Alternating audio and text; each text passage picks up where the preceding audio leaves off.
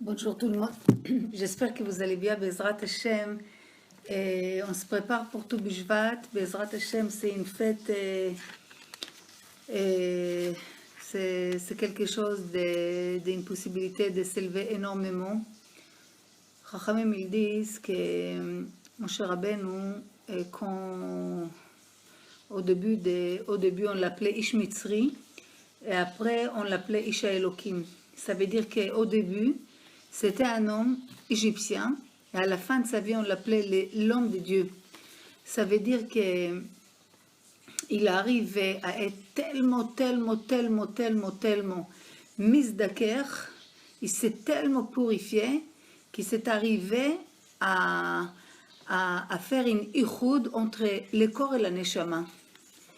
Donc, Chachamim, ils disent, toute notre vie, on doit arriver à faire ces connexions entre deux choses opposées. Ça veut dire que l'homme, il a le corps, il a la neshama. Le corps, il tire vers le bas, vers les plaisirs de ce monde, et la neshama, elle tire vers le haut. Donc, s'il arrive à faire une ichoud entre les deux, c'est comme Chachamim, il dit, Ish v'isha zachu, shchina benem. Un homme et une femme, ils se purifient, et il y a la Shrina, la présence divine entre eux. Mais ils n'ont pas Isdakru, ils ne sont pas purifiés, Esh Benem, c'est le feu qu'il y a. Donc, c'est quoi le fait que la présence divine elle est là? C'est un résultat de quoi? D'un investissement, d'un travail pour arriver à faire une ichoud entre les deux. Vous savez, l'ichoud, c'est pas que la femme elle fait la cuisine et l'homme il ramène la parnassa et chacun s'attache et c'est tout, on ne part pas. Ichoud, c'est que tu comprends que ta neshamot, les deux neshamot, c'est une neshama.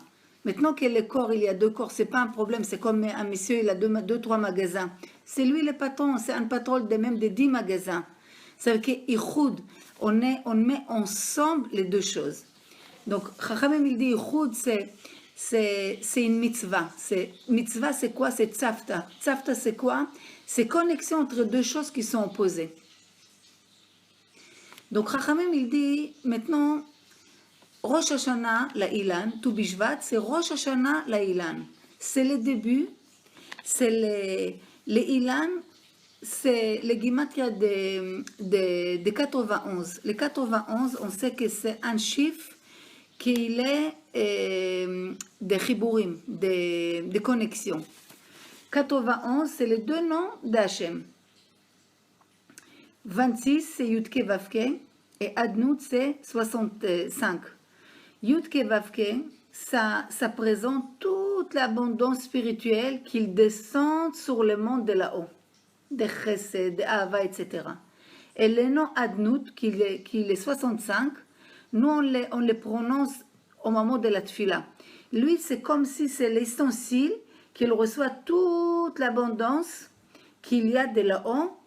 Et avec ça, comme si on fait une connexion de ces deux noms.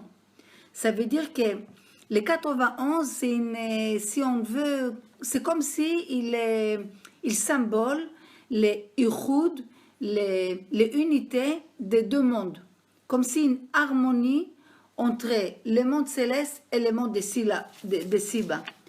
Donc, si j'arrive à être en connexion entre le ciel et la terre, d'accord, c'est quelqu'un qui le donne et quelqu'un qui le reçoit. Donc, tout Bishvat, c'est comme s'il y a une résurrection des morts.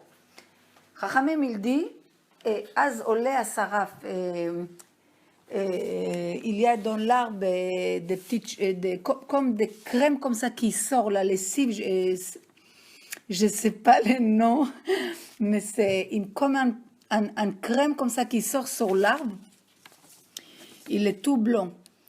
Et Chachamim, il dit ça, il voulait dire que c'est une illusion sur le monde céleste, que l'abondance commence à descendre, elle nourrit tous les neshamot. Et notre tafkid, notre travail, c'est quoi? C'est créer un renouvellement et une connexion à l'arbre de la vie.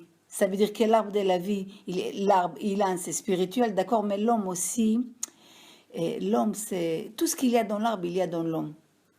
Ça veut dire que les poussées des arbres, c'est quelque chose qui est contre la nature. Contre cette force qu'il m'attire vers, il attire tout vers le bas, l'arbre, il va vers le haut. Ça veut dire que l'homme peut aller toujours contre sa nature. Il peut aller et devenir et connecter maintenant dans les roches. Les roches Hashanah, la Ilan, tout commence dans la tête. La tête, c'est marshava, les pensées, paroles, actions. Donc, il y a une énergie de réveil, mais c'est à moi de ne pas s'endormir. C'est quoi s'endormir? C'est être têtu ou paresseux ou X raison de ne pas avoir les changements. Et maintenant, le temps, il est là. Il faut que je profite de ce moment parce que vous savez, toute l'année, tu peux monter dans les degrés, les hâtes. Mais il y a des moments, c'est comme si tu montes la tour Eiffel, par exemple. D'accord? Vous connaissez cette tour Eiffel, Gvar. Tu montes le 3e étage avec l'escalier, tu vas mettre peut-être 40 minutes, 3 étages à pied. L'ascenseur, même pas 1 minute est là-haut. Donc, tu as un moment, le moment qu'il y a du ciel, il y a une abondance, une lumière. C'est comme si, à la place que tu montes 3 étages à pied, tu rentres dans l'ascenseur, hop, on t'élève. Ce moment-là, s'il y a une abondance, prends-le. Ça veut dire être mitraber. Il faut que je me connecte, à travers de ce que je mange, à travers de mes pensées, de mes tchouvas, de tchouva, des changements, de changer toutes mes habitudes. Et je sais qu'il y a une chose que je dois me rappeler. Dans la même manière que la graine, si tu la laisses sur la table, tu reviens dans 1 mois, elle est dans le même état. Dès que je la mets dans la terre, les connexions avec la terre fait en sorte que la graine, elle meurt complètement, et après elle pourrit complètement, et après elle pousse. Donc ça, pour l'homme, une leçon, Chachamim, ils disent que l'homme doit savoir qu'avec des principes, avec des entêtements, avec des paresses, avec des plein de choses, je ne peux pas sortir de moi mon grand potentiel. J'ai une force, il est dans la poêle, il est dans toute l'énergie, il est dans la graine. Il faut juste que je le mette en contact avec la terre. Tant que je ne l'ai pas mis le contact avec la terre, elle ne pourrait jamais arriver, cette force qu'elle a, en existence, à Bapol. Donc, qu'est-ce que je dois faire? Je dois la mettre dans la terre. C'est-à-dire que moi-même, pour arriver à sortir de moi le meilleur que j'ai en moi, j'ai obligé de changer. Je ne peux pas rester le même. Si tu vois que tu es énervé, que tu es jaloux, que tu as des mauvais traits de caractère, que tu es têtu, que tu es en colère, tu es rancunière, tu en veux le monde entier, tu as une haine gratuite, qu'est-ce que ça va t'aider toute la Torah que tu vas faire? Il faut que tu changes, il faut que tu prends sur toi de faire des changements, à travers des décisions. Ici-bas, je peux bouger tout là-haut. Ça veut dire que je peux attirer une shefa sur toute mon année à travers des maintenant. C'est les graines qu'elle va sortir là. Toutes les Bezrat Hashem, tout, on va voir, vous savez, tout Bishvat, il tombe en plein d'hiver. Mamash, il fait froid, il fait en plein d'hiver, mais c'est déjà le début de tout ce qui est... C'est en pleine obscurité, on va dire, d'hiver. C'est comme Chatzot. Vous savez, Chatzot, la nuit, c'est 6 heures après la couchée de soleil et 6 heures avant la levée, quelque chose comme ça. C'est au milieu de la nuit.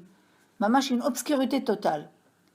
Mais Chachamim, il dit, à partir de Chatzot, commence la lumière. Ça veut dire, la journée commence à partir de Chatzot. En plein d'obscurité.